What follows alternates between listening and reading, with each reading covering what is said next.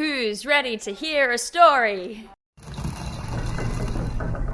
Okay, so background, real quick, because this story's been a long one. So, Don't. She's recording.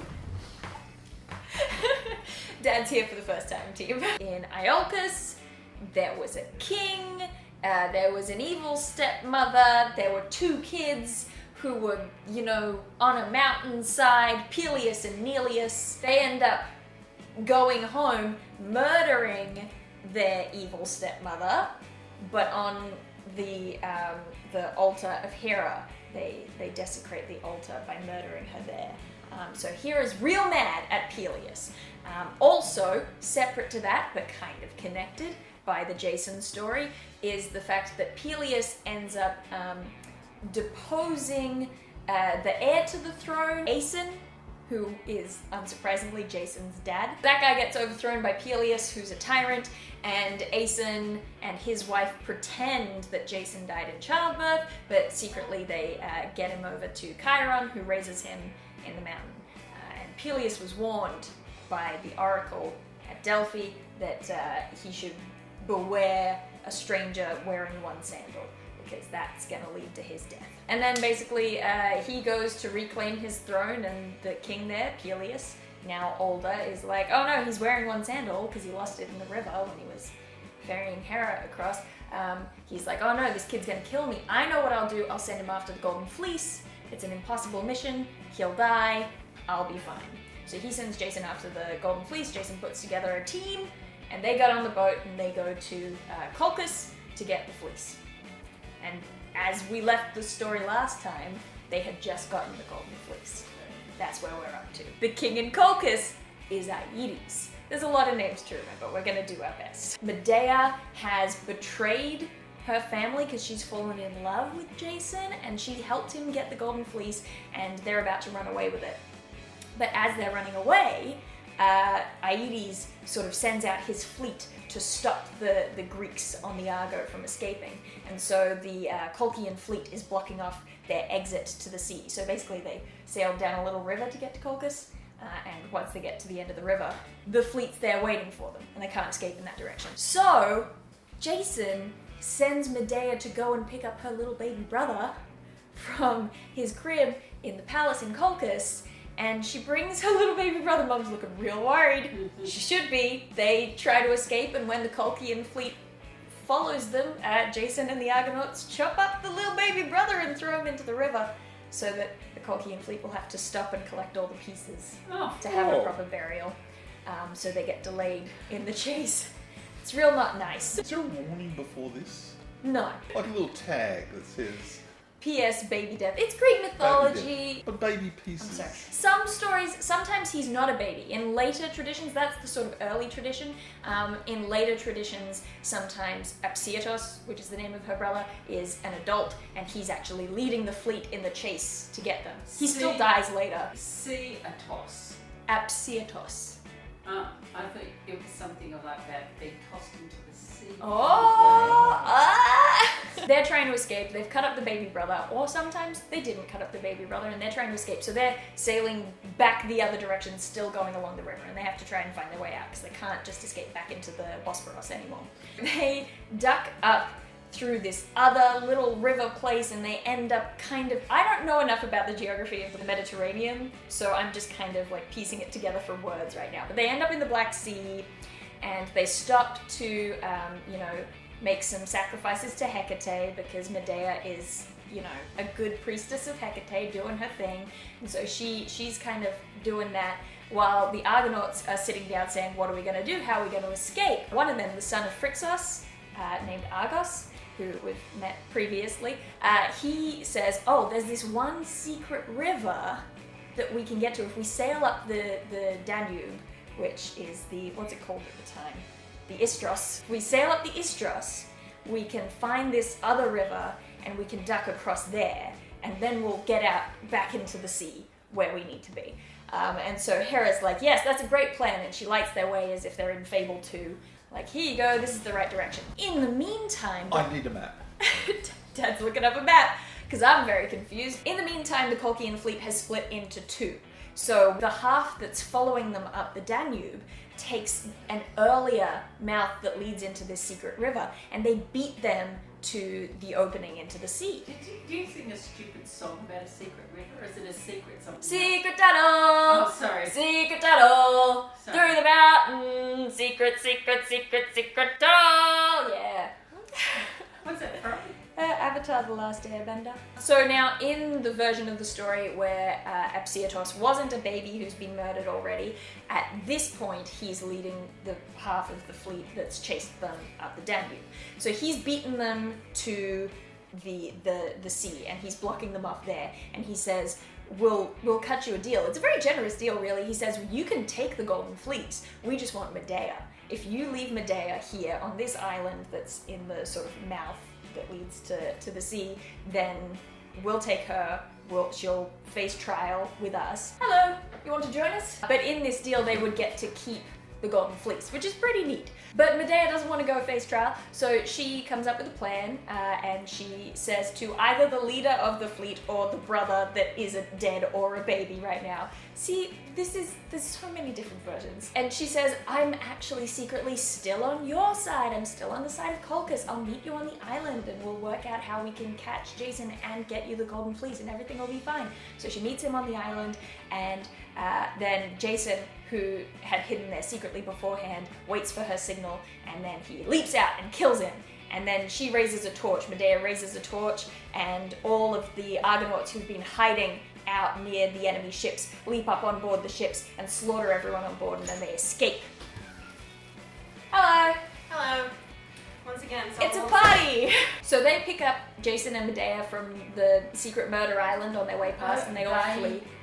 The Argonauts. Oh. And they all flee off into the sea to finally head back to Greece. When did Zeus get mad at them? He got mad at them for killing someone. Yes, that's what happened. The prophetic plank of wood on the Argo was like, dudes, Zeus is real mad at you for killing that guy. You gotta go deal with that. It really wasn't. It was a footnote in the story because they have to get cleansed by Circe, but Circe is Medea's aunt.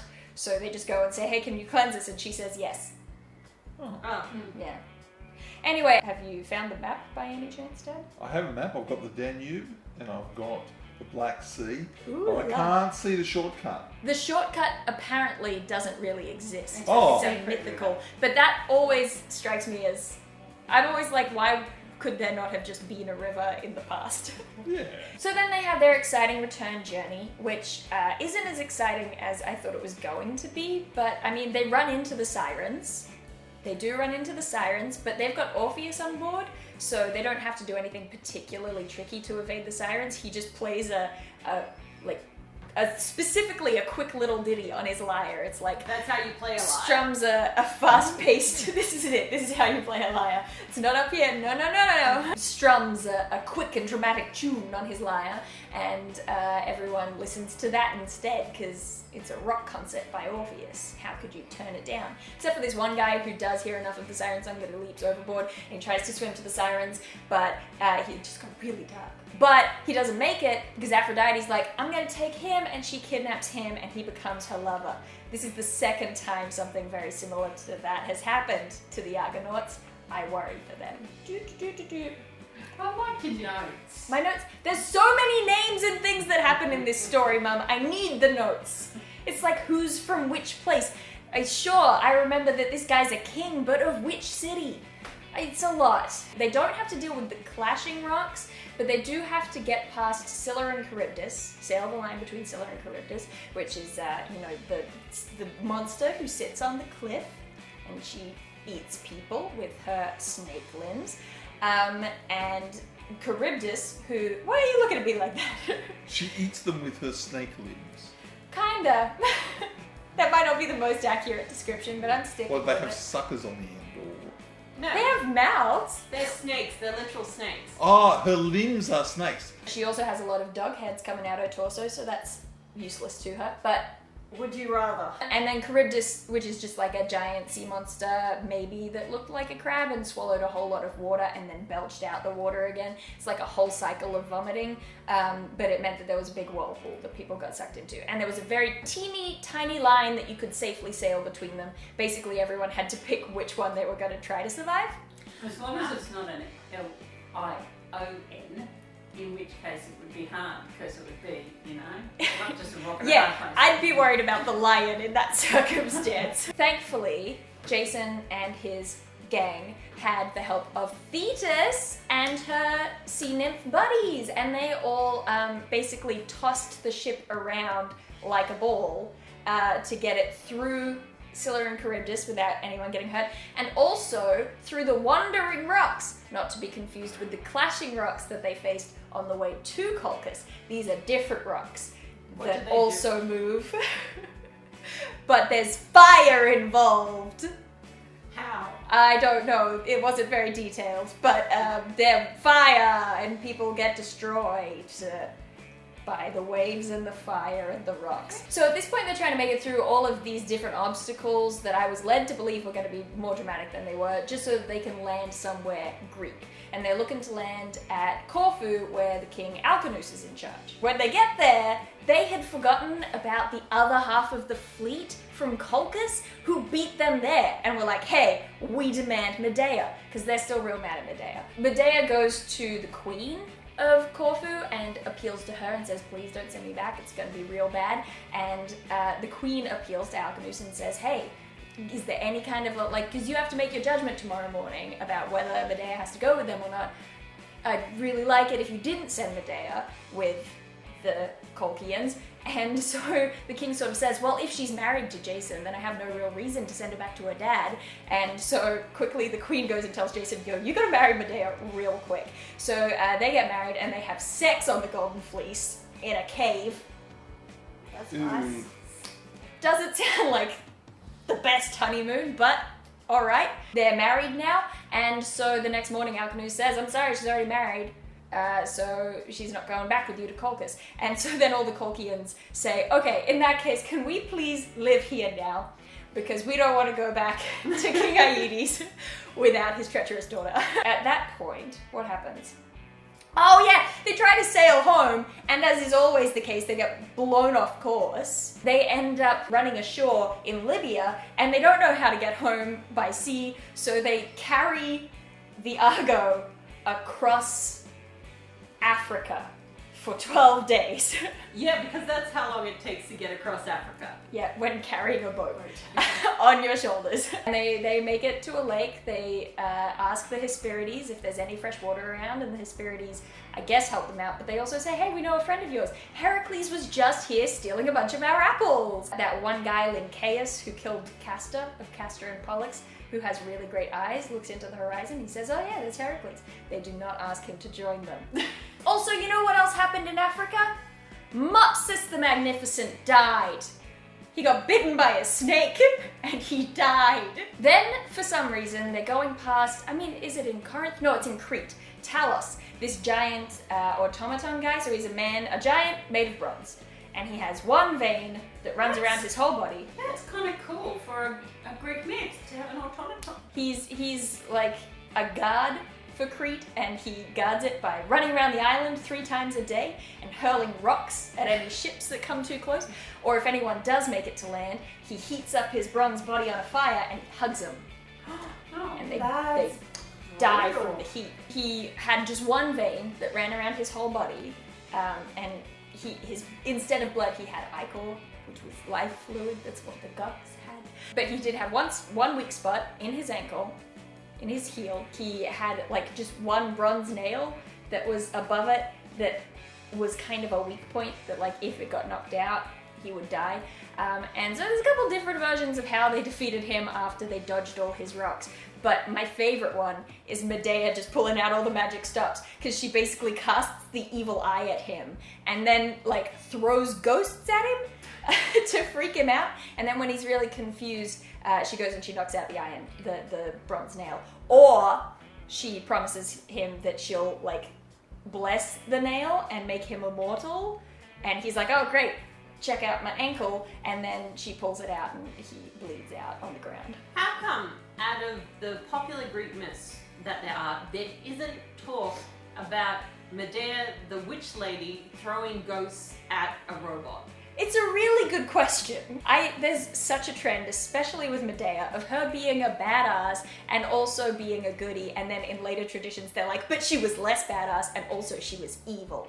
Well, she was cutting up a baby brother. Oh, Right, but right she didn't do that. In later traditions it was her idea, but in the earliest traditions she was tricked by Jason and the Argonauts. They were just like, go get your baby brother and bring him on board, and then they murdered him and threw all his So pieces how in the come river. she's going to be tried and not them? I don't know, man. And also, she's got this whole love spell thing on her with Aphrodite for Jason, so I'm on Medea's side. Finally, they do make it back to Iolcus, and they're talking to Pelias, who, in the meantime, might have murdered Jason's dad? Uncertain. But they get back, and it turns out that this whole time, Hera's plan was, because she's still mad at Pelias for murdering that evil stepmother on her altar, her whole plan was to get Pelias to send Jason to get the Golden Fleece, because she knew that Medea would come back with Jason, and she knew that Medea would kill Pelias. So it was all Hera's cunning plan. She could have done a shortcut. She could have said, just kill him. Yeah. Would have saved us all a lot of time. After they hand over the Golden Fleece and they put the Argo in like a museum in Corinth, they kind of have to work out how to kill Pelias to get him back for the maybe murder of Aeson, Jason's dad. So Medea handles this because she handles everything. She gets things done. She throws them ghosts. And she befriends the daughters of Pelias. And she's like, I can't help but notice that your dad has so much trouble getting around now because he's so old and frail. And so she's like, the funny thing is, I'm a mad, powerful sorceress, and I've got all this magic. Let me show you a trick of mine. And she like takes this old ram, slaughters it, cuts it up into bits, and puts it in a cauldron, puts in some magic herbs, and out comes the ram, renewed, rejuvenated. He's young again. He's a happy ram. And they're all like, damn, Medea, that's an amazing magic trick. And she's like, it's not a trick, it's just magic. The ram with that the Golden Fleece came from. No, No. not at all. She just pulls a Thor. She's just like, here's an old ram. Watch as my magic can kill and then bring back to life that ram, and how happy and young that ram is now. And so they try to replicate her magic, and they go and they kill their dad and they cut him up into bits and they put him in a cauldron, but she doesn't give them the magic herbs. And so he's just dead. He's just dead. It's a little bit like a magician showing you how to cut a woman in half and then thinking, you know what, I could do that. I could totally That's do that. exactly what it's like. What happens to the daughters? Do they get killed for chopping him I don't into- think so. They're just very sad and they kick Jason and Medea out. Originally I was going to save this for a whole separate video, but I don't think it's long enough to be a whole separate video. So let me tell you about the vengeance hour of Medea, because she basically is a vengeance demon. So they're living in Corinth for a while. Everything's happy and fine until Don't let any of your kids. Well, Mum, let me tell you. Because Medea has been slandered. They're living in Corinth, everything's fine. Until the king is like, hey Jason, you're a pretty cool dude who's a hero and whatever. Why don't you marry my daughter? And Jason's like, oh, I will absolutely do that and turn my back on everyone who's helped me along the way, because this will give me more political power. So he goes to marry the girl, and Medea's like, please don't do that. Maybe? And he's like, screw you, Medea, I'm gonna go marry this girl. And so, bunch of different versions of what happened. But Medea, like, mixes up this noxious potion, and she, like, soaks it into a robe and into a tiara, and she sends her 2 sons that she had with Jason off to the palace to give it to the princess as a wedding gift. And the princess puts it on and bursts into flames. And then the king tries to save her, but he gets caught on fire too, and they both burn to death. But Jason should be the one burning. He should be. So the main version that everyone knows is the Euripides version, which she then is like, suck it, Jason, you're the worst, and murders their 2 children and leaves him to be sad about it. All the early or local traditions suggest different things. So like there's one where she is then fleeing and she leaves the 2 kids in a place that she thinks will be safe, like at the altar of Hera, where she's like, Jason will come and pick them up and they'll be fine and safe. But the associates of the king find them first, and they murder the kids and blame it on Medea and start the rumor that she killed them, and that's where the rumor starts. Or there's the version where the people of Corinth are real mad that their king was murdered and blame it on the kids who brought the gift. And so they murdered the kids. There's like just a whole bunch of different versions where she doesn't murder the kids. Jason die in any of them? Oh, we'll get to Jason's death in a bit. Oh, and in that version as well, the one where the kids get murdered by the townspeople, the kids haunt the townspeople forever, and they keep murdering the kids of the townspeople until the townspeople start a whole cult to the god of fear in order to make up for murdering the two kids. And it's like, whoa, okay, things getting dark. In the Euripides version, when Jason runs back home after the whole princess burning to death incident, Medea is there in a chariot given to her by Helios, god of the sun. It's her granddad. He lent her his car. So it's this sun chariot pulled by dragons. And it's on fire. And the bodies of their two sons are strapped to the front. Like Mal straps the bodies of all their friends to the front of the ship to make them look like reavers. And she's like, Jason, you're the worst. These are our dead children. I predict that you're gonna die by the Argo. The Argo is gonna kill you. And he's like, what? And she's like, yeah, because it'll be like poetic and whatever, because you know, it's the thing that made you a hero and stuff. And then she flies off into the sunset to go and live in Athens. And she continues being a vengeance demon. Why doesn't she just put the kids in a bowl with her? She probably should. I think it's a real salty move to not let Jason's kids come back to life when she could do that. Like evidence says. Yeah, she just like enacts vengeance on a lot of people I don't like from then on out and has like lots of adventures, whereas Jason does not have any more adventures. He doesn't have a house anymore. I assume it burnt down when Medea left everything burning, and so he like sleeps under the poop deck of the Argo. Even though he knows she predicted it was going to kill him. Right? For the rest of his days he sleeps under the poop deck until one day the rotting poop, as it was specifically stated in my favorite reference book, the rotting poop collapsed on him and he was killed. I hate manure. I hate manure. I think that's all of it. I think that's the whole story. Yay! Jason's dead. We're done. We finished it. Have fun editing that. It's gonna be a mess. All right. Email this to your grandma.